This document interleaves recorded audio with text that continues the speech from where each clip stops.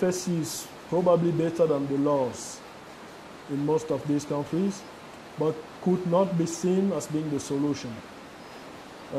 First, because the rules, the principles, the criteria are not always fully respected in the country or by some of the companies presented as being the good examples in Cameroon or in other countries. So this is the first challenge, I think, for the FSC, to make sure that their stamp has exactly the same meaning here than everywhere else. And I think so far we are still very far from there. When we look at the social aspect of the FSC certification in Cameroon, in the rest of the Congo basin, we still see many shortcomings in the relationship between FSC certified companies and the communities living in and around their concession. Our understanding is that for many companies, they don't know exactly what to do to comply with the FSC principle, asking for a recognition and a good protection of the rights and interests of the communities living in their concession. So, to me, the FSC is still very far from providing sustainable logging, sustainable use of the forest. Some few cases in which a certificate was granted to companies obviously not complying with the FSC principles and criteria. It happened here at least 2 times. In those 2 cases, the FSC was very well aware of the problems, of the risk, including for their image. In one of the cases, CED had a formal complaint, and the result was a sanction to the certifier, but the certificate was not cancelled. So this is a very strange situation where the FSC said to the certifier, the way you did your job was not right. You certified a company which did not deserve a certificate. I punish you, but I keep the certificate. I know you don't deserve it, but I don't cancel it. So this is really sending a very strange message to the market. We cannot understand if the certificate is testifying the quality of forest management, or if the certificate is testifying that the company has the will to improve. This is not the FSC. The FSC says you have reached a given standard in your forest management. And if you have not reached that standard, you should not deserve the FSC. But what we've seen here is that some companies got the FSC without having reached the standards. The FSC recognized that they did not reach the standard by sanctioning the certifier who provided the certificate, but did not cancel the certificate. Difficult to understand. There was a company, Weimar, a company from the Netherlands. They were certified. The certifier was suspended, but the certificate was not cancelled in those days. The second case is CEFAC, an Italian company. The certifier was also suspended, but the certificate was not cancelled.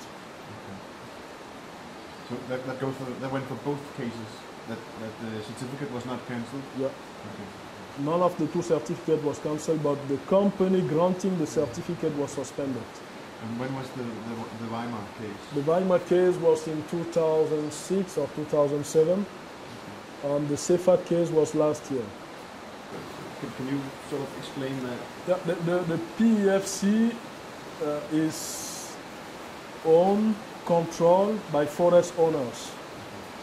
If I own a forest, my interest is to have the forest certified. So this is no more really seen as a third-party certificate. In this case, it's the state of Cameroon that issued this. This is the PEFC, the European certificate, PEFC. It's controlled by the owners, forest owners. And to me, this could be a problem in the sense that it is likely to be somehow a conflict of interest, because as the person having the most interest in having my forest certified, I control the certification mechanism. The PAFC has not yet started certifying in Central Africa, but what my understanding of the rules of the PEFC and their approach to the Congo basin countries, at least, is that they could be presented as being something easy to get, something that will give more responsibility and more power to the forest owners and to the forest companies. And to me, this could be, if this happens, it could be a problem, a major problem for their credibility.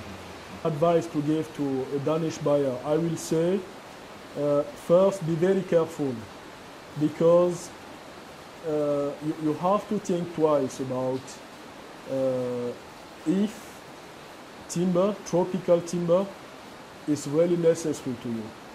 If you say yes to that, it means in the near future you will be in big trouble, because at some stage there will be no forest left and there will be no timber for export from this part of the world. So I will say reduce your consumption of timber, of tropical timber, as the very first thing to do. Then if you still have to buy some tropical timber, don't buy timber coming from, not able to really establish that it comes from at least legal sources. If it's certified, I would say it could be even better, but always and always be very careful and try to understand more about the companies involved in the certification and the companies involved in the production of the timber. They come, they do an assessment, they go, you have a certificate, and from time to time they come for a visit. Before they come, they let you know that they are coming. And when they come, they don't go everywhere. They just quickly look at if everything is in place. But it doesn't mean that nobody can certify that he has seen everything and that everything is fully legal. This is totally impossible. Okay. But there are system mechanisms that can help, but it's not possible to say everything is perfect, not possible. But you're not